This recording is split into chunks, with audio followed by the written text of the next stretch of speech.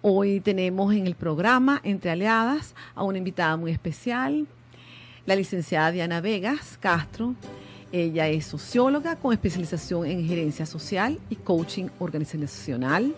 Es presidenta del Grupo Social CESAP y vicepresidenta de la Red Nacional y ONGs Sinergia. Directora de Bangente, Banco de la Gente Emprendedora, y cofundadora de la red Todas Juntas. También es parte del equipo fundador y está en la coordinación de varias organizaciones no gubernamentales de mujeres.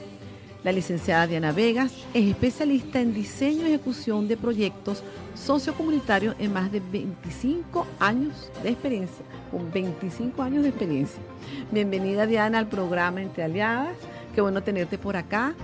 Diana, como dijimos, es socióloga y lleva un cargo muy importante porque es presidenta de una organización que tiene muchísimos años, 42 años, trabajando en propuestas para lograr el bienestar colectivo, que es la acción social CESAP. Cuéntanos un poco toda esa trayectoria que tiene CESAP, ese trabajo en conjunto que han venido haciendo y cómo han ido creciendo a nivel nacional. No, de verdad, encantadísima de poder estar aquí, además en esta casa que nos es tan conocida y tan familiar como es Radio Comunidad.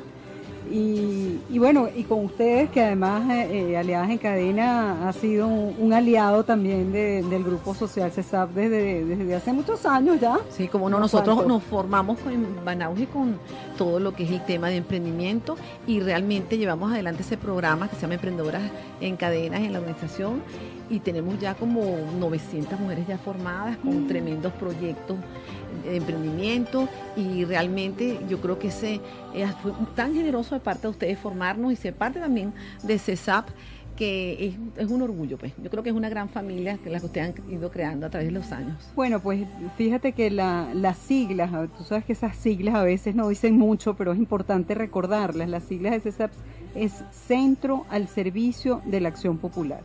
Y yo creo que, bueno, hay organizaciones que al pasar de los años más bien van revisando si eso que inspiró en un principio la fundación de la organización sigue vigente, y cuando nosotros que hacemos ese tipo de reflexiones con frecuencia nos volvemos a topar con el significado del nombre, ratificamos que ese nombre nos ha dado muchas posibilidades porque es sencillamente estar al servicio de la gente, a lo que la gente necesita, y el gran desafío es cómo nos vamos adecuando a esos requerimientos y a esos retos que permanentemente estamos calibrando para poder servir mejor, ¿no? Porque ese es el propósito de esta organización.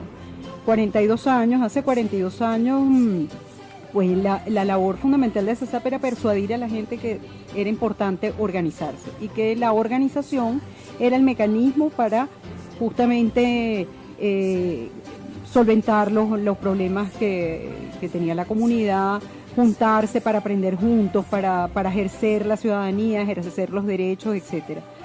Bueno, 42 años después, evidentemente, ya no hay a nadie que hay que convencer sobre la importancia de la organización. La gente sabe perfectamente que debe organizarse y cada vez más hay una conciencia de que esa organización, para que sea efectiva, tiene que ser una organización autónoma, que pueda dirigir su propio destino y que pueda responder a los intereses, a las necesidades de sus vecinos.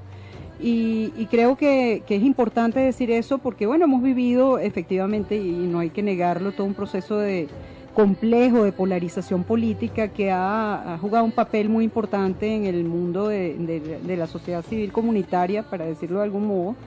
Y ese efecto ha sido no necesariamente muy positivo, de modo que estamos en un proceso de reconstrucción del tejido social en donde la ciudadanía tiene un protagonismo muy importante y un protagonismo que decíamos autónomo y respondiendo cada vez más a su realidad y a sus necesidades. Entre el trabajo que ustedes vienen haciendo también es identificar a esas líderes y esos líderes dentro de la comunidad para formarlos, para de alguna manera sean interlocutores.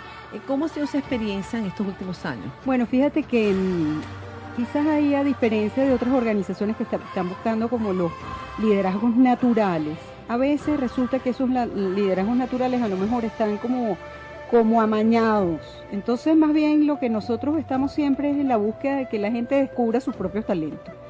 Y resulta que a lo mejor una persona muy tímida en la comunidad, que bueno, que no se atreve a hablar en público y tal, resulta que, bueno, en un proceso de formación y de autorreconocimiento personal, bueno, empieza a descubrir que puede, que tiene capacidades, que tiene talentos y que los puede poner al servicio de la gente. Entonces, más bien vamos a la búsqueda de que las personas puedan tener una experiencia individual en principio, pero también muy importante en colectivo, para descubrir cuáles son sus capacidades, cuáles son algunas competencias que de pronto tiene de forma innata o no, o que las desarrolla en el proceso justamente de organización. Y creo que eso es realmente mágico, ser testigo de esos procesos de nacimiento, de gente que descubre esas cosas en su propia trayectoria en la convivencia con sus vecinos, ¿no? Yo creo que eso es un proceso muy interesante y además que lo hemos descubierto, bueno, ustedes que han trabajado tanto con emprendedoras lo saben y lo han vivido y son testigos de esa emoción que se siente cuando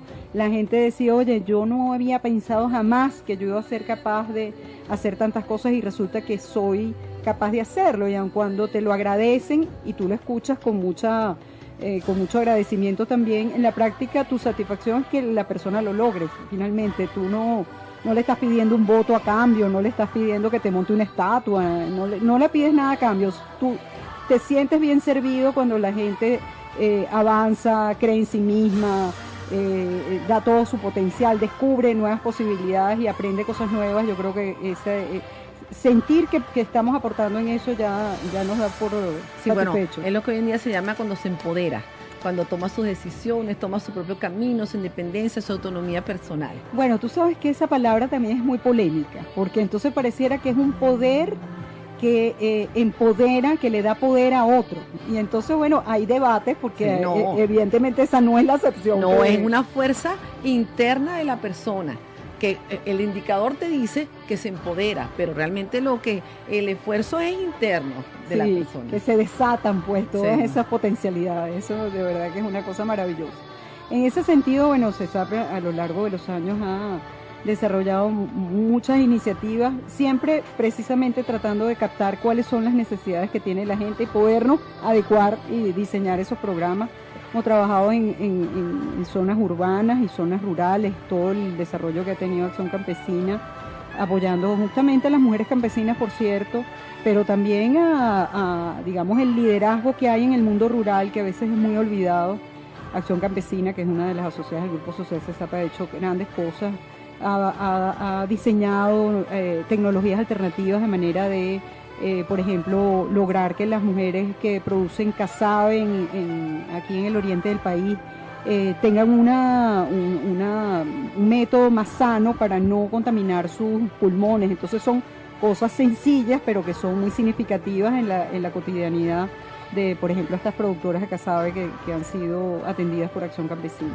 Sí, entre los programas que ustedes están llevando y que concentran toda su actuación en las comunidades, podemos destacar que ustedes tienen el desarrollo comunitario y la calidad de vida de la comunidad.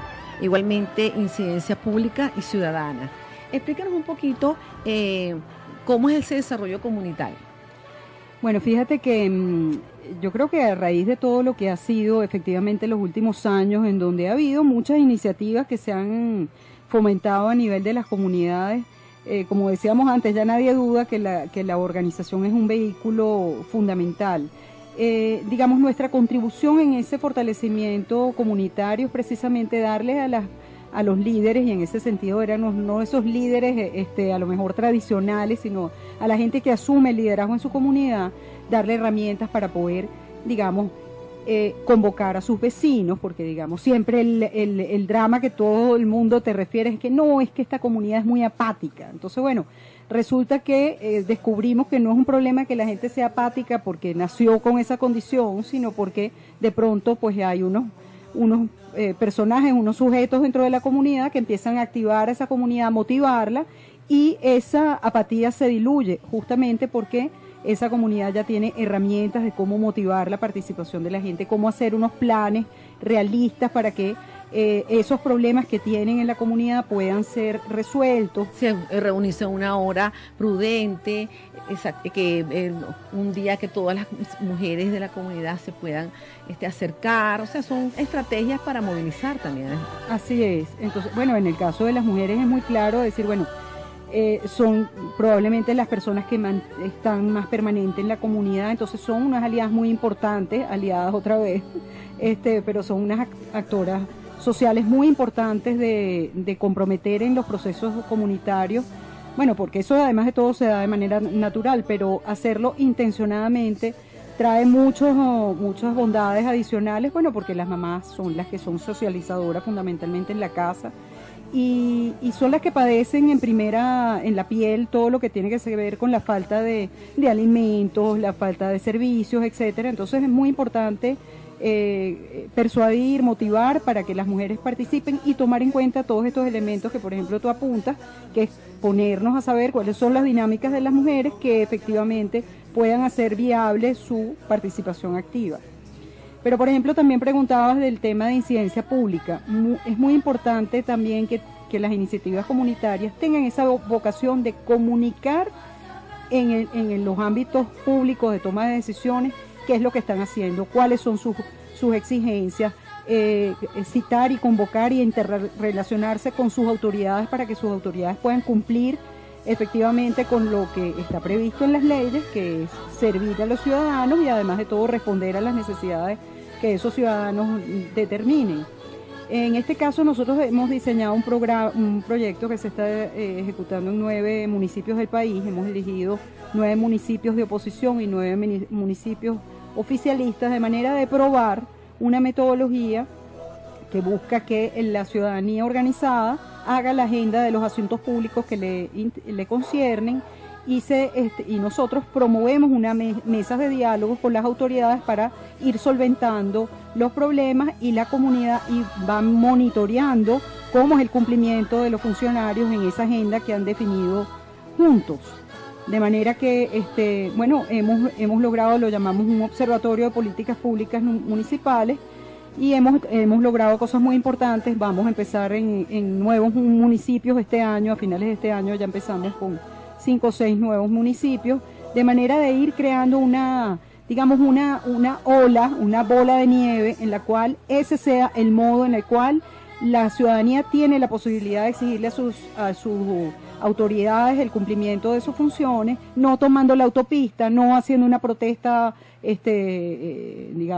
desbordada, sino en un diálogo constructivo y corresponsable de ambas partes. Sí, bueno, aquí estamos Entre Aliadas con Diana Vegas, ella es presidenta de CESAP, de la Acción Social CESAP, con interesante entrevista donde está exponiendo todo ese trabajo de más de 42 años que lleva CESAP en Venezuela. Ya regresamos en su programa Entre Aliadas.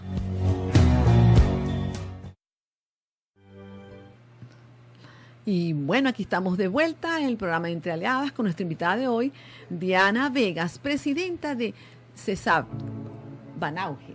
Estamos hablando sobre la concentración y actuación que tienen las comunidades en 5 áreas de trabajo. Ya comentamos lo que era el desarrollo comunitario y la incidencia pública, y ahora vamos a hablar un poquito sobre esos proyectos de emprendimiento y de microempresarios que tienen ustedes muy interesantes. Cuéntanos un poco.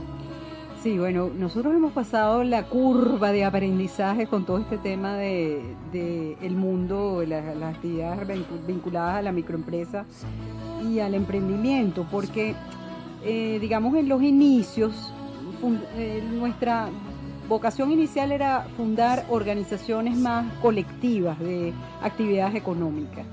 Y entonces, fundábamos a lo mejor alguna cooperativa, un grupo de microempresarios en una comunidad, etcétera, y se daba un crédito mancomunado.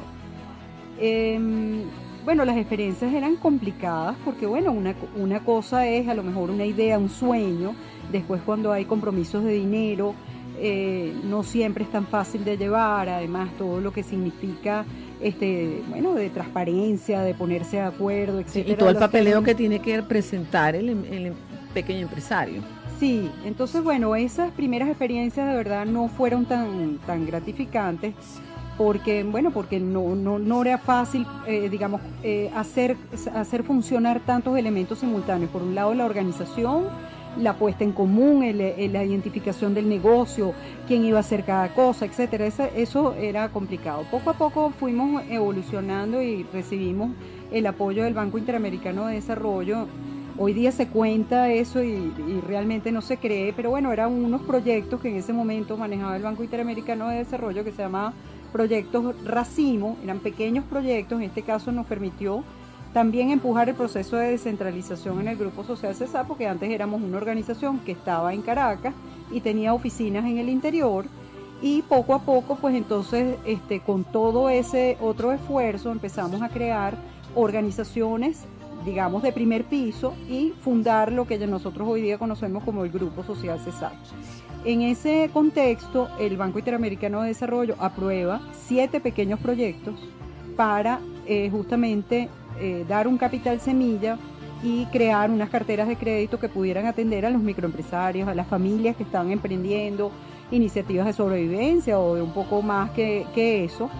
Y bueno, fuimos diseñando en ese camino una metodología que es, diferente a la metodología bancaria, en donde estamos cerca del microempresario, conocemos su realidad, podemos estar en ese proceso de acompañamiento permanente para saber, cuáles son los dilemas a los cuales ese microempresario se enfrenta, de manera que el crédito es un servicio adicional. Pero ¿En qué época fueron esos créditos? ¿Otorgaron ustedes esos créditos? Eso fue hace fácilmente 25 años. O sea, mucho antes de los proyectos que tienen hoy en día la banca comercial, de los nosotros afortunadamente fuimos unos cofundadores de un banco comercial, en este caso Bangente, que es el único banco microempresarial que existe en Venezuela, a diferencia de lo que es esa experiencia en América Latina, en Colombia, Ecuador, Perú, en fin, en Bolivia.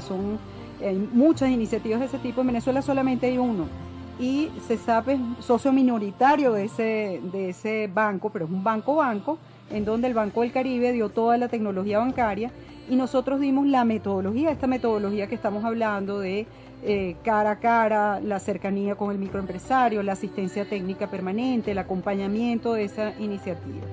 Y bueno, en ese proceso hemos andado. Hoy día tenemos 10 carteras de crédito, pequeñas carteras de crédito en distintas partes del país, y eso también acompañado con programas de formación para emprendedores, porque muchas veces, lo dicen las estadísticas, Venezuela es uno de los países que tiene más emprendimientos, ustedes también lo saben.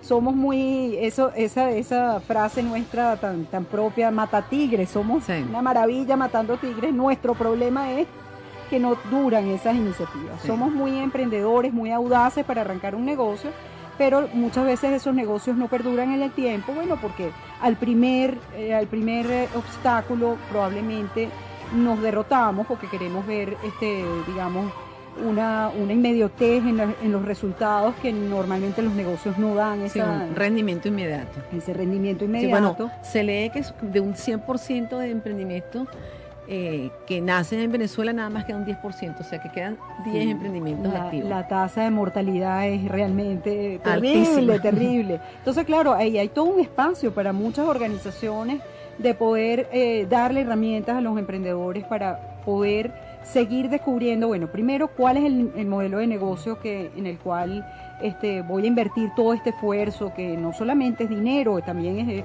esfuerzo, ilusiones, motivación, etcétera. Porque a veces que descubrimos eso, los microempresarios se enamoran de su idea, se enamoran de su negocio, y a veces pues ese negocio no tiene ninguna viabilidad. Entonces, acompañar a ese microempresario a descubrir cuál es el camino, cuál es la forma, a quién debe venderle, cómo servir mejor a la sociedad, porque yo creo que ese es otro aspecto muy importante que trabajamos con el mundo de los microempresarios, que no es nada más el mito de que yo quiero ser mi propio jefe y además de todo voy a ser millonario porque voy a montar un negocio, sino cómo voy a servir a la comunidad, cómo voy a servir a mis clientes, cómo voy a servir a las personas que le vendo mis servicios, y creo que eso endosado con un concepto de responsabilidad social es muy poderoso, ¿no? Entonces creo que ahí hay también una contribución que hemos hecho a lo largo de los años con estos temas de emprendimiento y de microempresa. Sí, bueno, no solamente aquí en Caracas, sino a nivel nacional. Nosotros que tenemos escuelas en Barquisimeto, ustedes nos han dado allá muchísimo apoyo, están en Lara, el grupo social CESAP está en Lara también. Y allá se llama Concentro Occidente. Cada una de las asociadas del grupo social de CESAP en el interior tiene un nombre propio. Pero nos han dado realmente muchísimo apoyo, y yo creo que la labor que están haciendo es grandiosa. Sobre todo que hemos visto que en el interior del país la gente se anima más fácilmente, hay muchísimo menos oferta, y yo creo que la población comunitaria responde mucho más a los talleres y a todo el esfuerzo que se hace en la sociedad civil con las asociaciones como las que llevamos adelante. Lo que pasa es que el Estado Lara además tiene lo suyo. Sí, hay que reconocer que los larenses además tienen una trayectoria organizativa muy importante, y eso, digamos, está como en el sustrato cultural de la gente en Centro Occidente, especialmente en el Estado Lara, de verdad. Toda esa experiencia con las cooperativas, Se Cose Sola, son experiencias casi irreplicables por lo particular también de muchas cosas, de muchos asuntos culturales que son favorables en esa zona. Sí, nosotros con la organización llevamos emprendimiento allá, emprendedoras en cadena con las mujeres, pero sí, no solamente la respuesta de esa cantidad de chicas y mujeres más adultas que se inscriben en los programas y que llevan adelante su proyecto económico, sino que también nos damos cuenta que ante la problemática del país hay muchísimas mujeres ya profesionales que entran en los cursos de emprendimiento para poder llevar adelante un pequeño negocio paralelo al trabajo estable que lleva. Sí, yo creo que mucha gente está en la onda de rediseñar su vida y su futuro, y bueno, se atreven. Muchos testimonios que seguramente ustedes también los han contado, de emprendedoras que, bueno, hoy son exitosas, que dicen, bueno, los primeros que decían que estábamos locas son nuestra familia. ¿Cómo vamos a abandonar el trabajo, la estabilidad de un sueldo quince y último para arriesgarse a un sueño? Sí, toman las casas como talleres y como cocina industrial para poder generar todos los productos. Sí, señor. Bueno, aquí estamos entre aliadas entrevistando a Diana Vegas. Ella es presidenta del Grupo Social CESAP. Ya regresamos en su programa de las 2 a 3 de la tarde.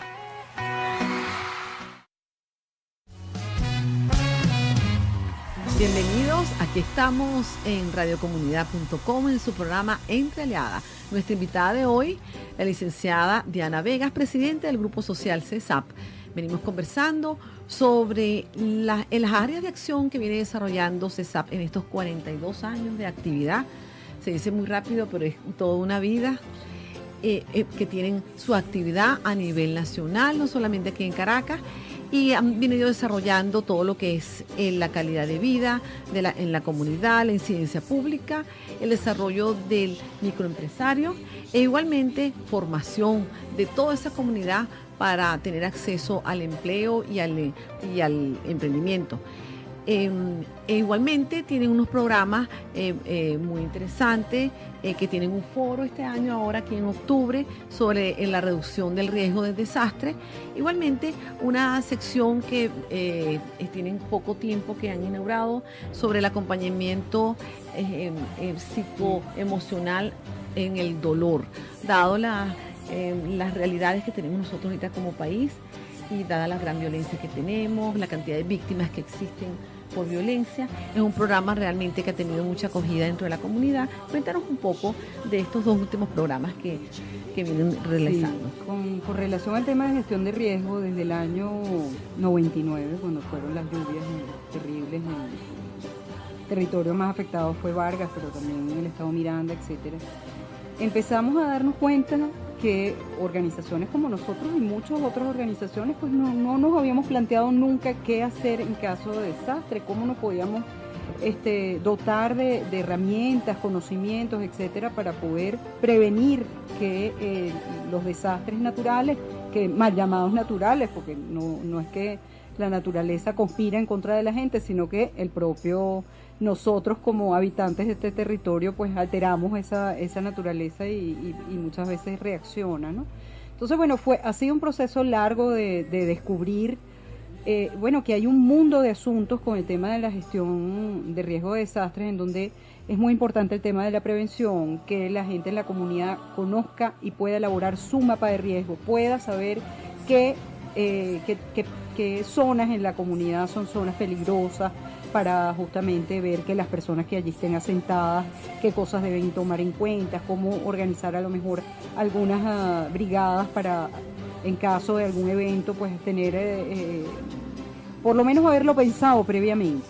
En ese sentido también tenemos un proyecto importante con la Unión Europea, es un proyecto que se llama Planificando Seguro, con la idea de capacitar a los funcionarios públicos para que dentro de los planes urbanos esté el tema de gestión de riesgo como un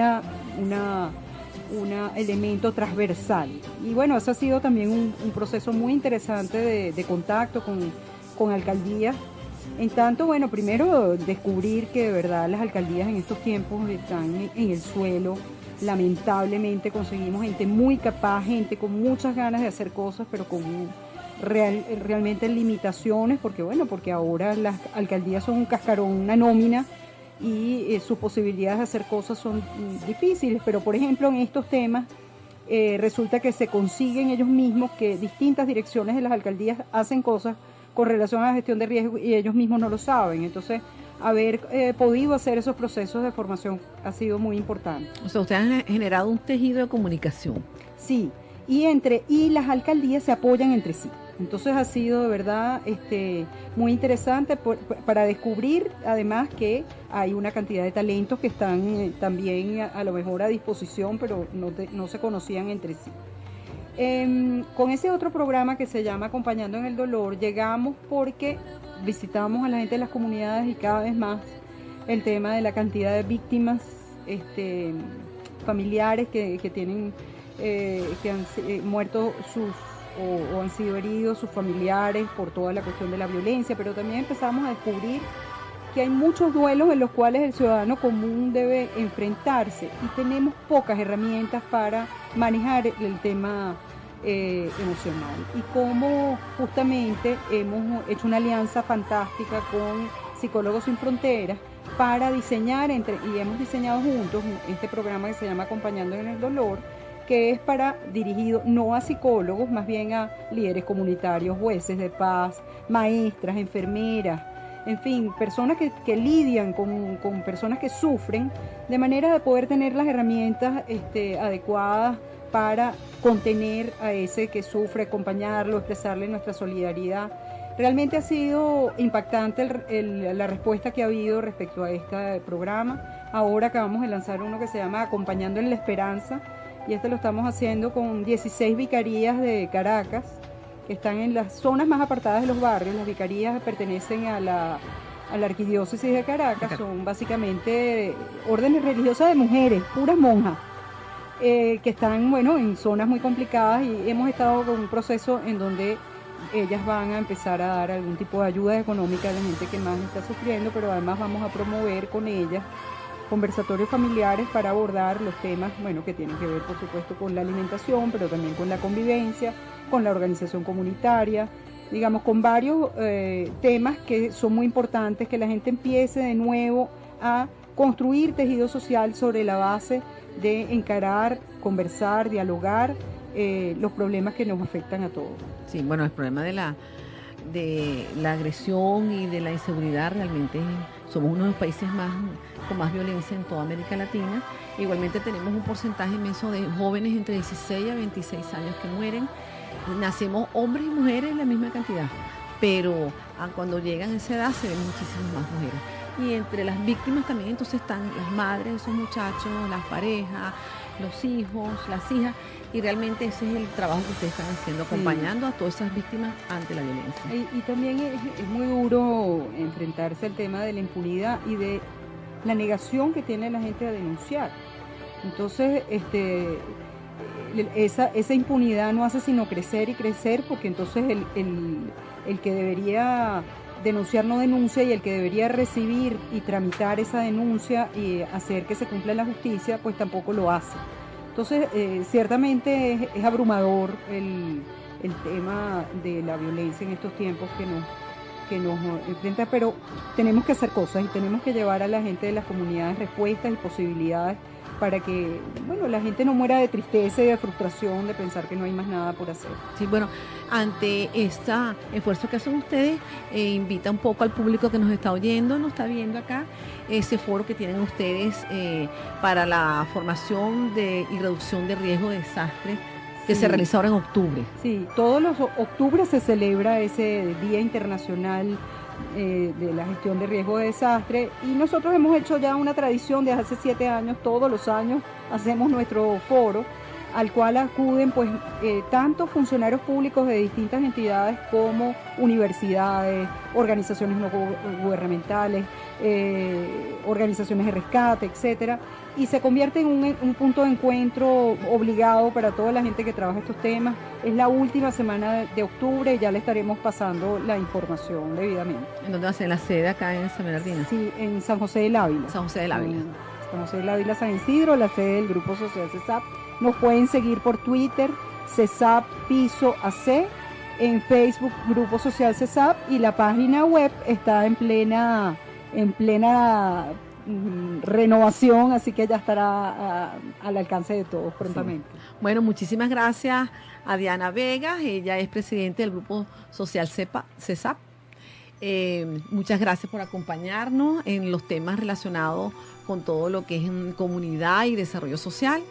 También queremos hacer una invitación para todo ese grupo que nos está oyendo para el evento que tiene Aliadas en Cadena el sábado 15 de octubre en el Cine Cinex acá en el Centro Comercial Lido, en un encuentro con toda su red de egresadas denominado De Mujer a Mujer. O sea que los esperamos a todos el sábado 15 de 8 a 12 de la mañana. Bueno, se despide de ustedes Ileana La Rosa en su programa Entre Aliadas. En la dirección general de la estación estuvo Elías Santana, la coordinación general Susana Pineda.